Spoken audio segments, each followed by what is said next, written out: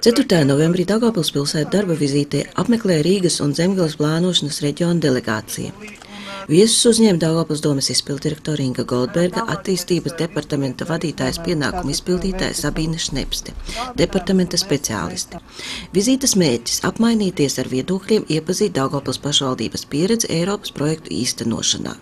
It kā jau liekas, ka uz vietas visu vislabāk zina, bet tomēr apmainīties ar viedokļiem un iegūt citu pieredzi, tas dod milzīgu efektu pēc tam turpmākajā darbā. Tā kā tas bija viens iemesls, bet otrs iemesls ir tas, ka mūsu pašvaldības, kuras īsteno Eiropas fondu projektus, tā skaitā struktūra fondu, protams, arī ir ļoti daudz jautājumu, kā to darīt un kā efektīvāk darīt. Rīgas un Zemgales reģionu kolēģi uzskata, ka Latgalē veiksmīgi strādā šajā jomā un šeit ir ko mācīties.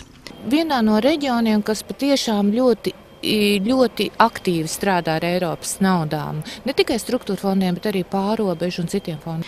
Viesiem parādīja prezentāciju par Daugavpils pilsētu, akcentējot uzmanību uz īstenotiem projektiem pagājušā plānošanas periodā. Un tādu ir daudz.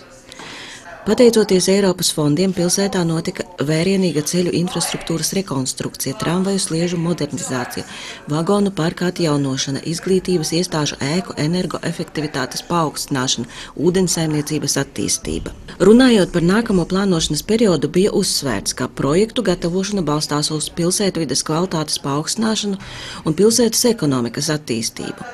Apsprieda jautājumus, kuri skar sadarbību ar uzņēmējiem, nevalstisko sektoru, projektu īstenošanas darba organizāciju un pāraudzību.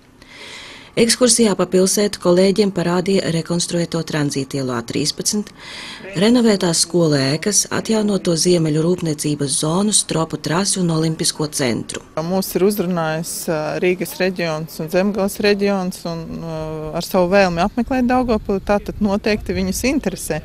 Un tā kā viņi atzina, kad viņi ir atbraukuši varbūt paskatīties uz mums un paņemt kaut kādas idejas un piemērus, kā varbūt mēs Daugavpilī attīstam mūsu pilsētu un mūsu infrastruktūru, tad es domāju, ka mums ir ar ko lepoties. Ekskursiju vadīja attīstības departamenta vadītājas pienākumu izpildītāja Sabīne Šnepste, kura atzīmēja kolēģu ieinteresētību un vēlmi iedziļināties praktiskos sīkumos. Mēs šeit, teiksim, parādījām visus tos varbūt ievērojamākos objektus, un manā ieskatā mūsu kolēģi, teiksim, ir apmierināti ar to, ko viņi redz šeit Daugavpilī. Rīgas un Zemgales reģionu pārstāvji apgalvo, ka Daugavpils speciālistiem ir ļoti spēcīga savas misijas apziņa, darba entuziasmas un kvalifikācija. Katrs no šiem speciālistiem ar tādu ļoti lielu savas misijas apziņu iet.